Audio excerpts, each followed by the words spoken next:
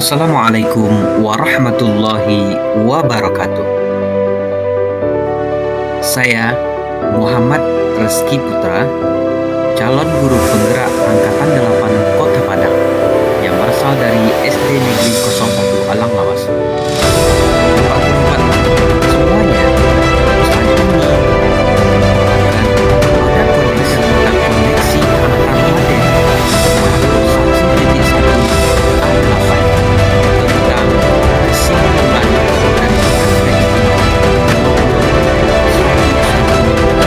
pendidikan penggerak angkatan 8.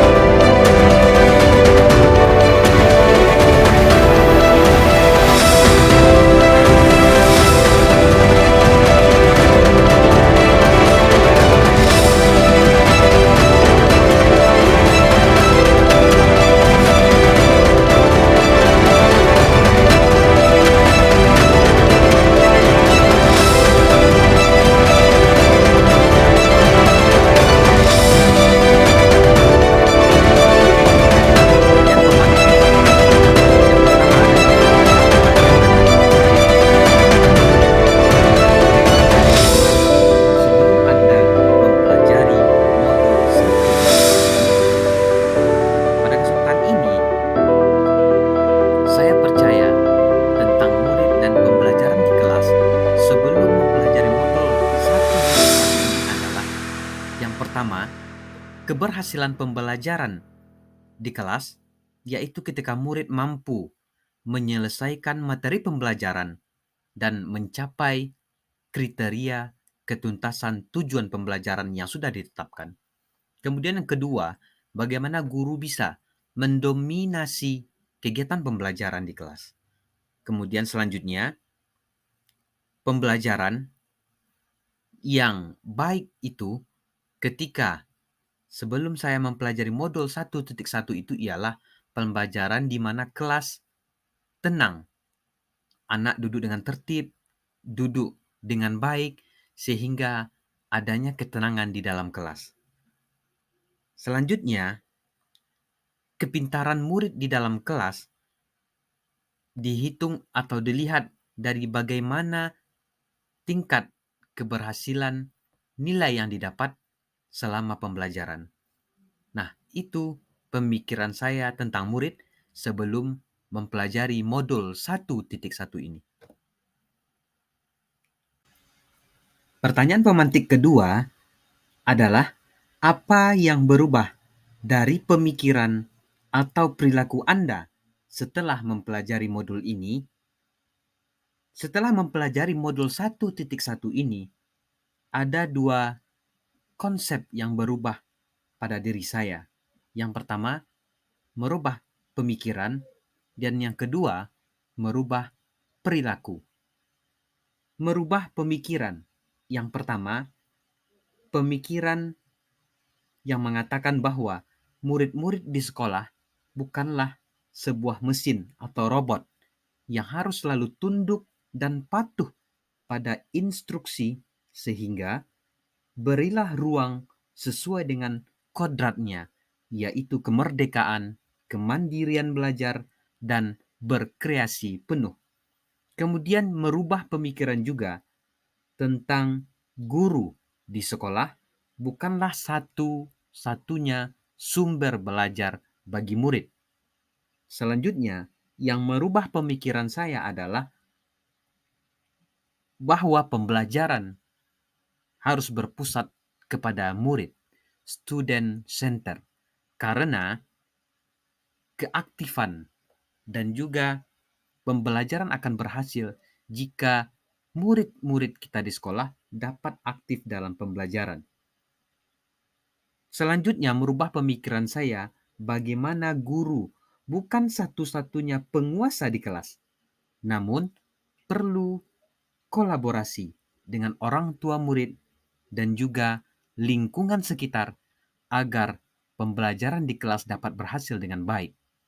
Selanjutnya, yang merubah perilaku saya setelah mempelajari modul 1.1 ini adalah yang pertama, menuntut belajar yang bermakna dengan keseimbangan antara sikap, pengetahuan, dan keterampilan, serta life skill yang sesuai dengan kodrat anak. Kemudian yang kedua, memfasilitasi pembelajaran di kelas sesuai dengan kebutuhan murid terkait dengan kodrat alam dan kodrat zaman murid-murid kita. Kemudian yang ketiga, memberi kemerdekaan murid dalam proses pembelajaran sesuai dengan bakat, minat, kemampuan, dan kreativitasnya masing-masing, sehingga guru dapat menggali lebih jauh lagi bakat dan minat serta keterampilan khusus siswa yang berbeda-beda antara satu murid dengan murid lainnya.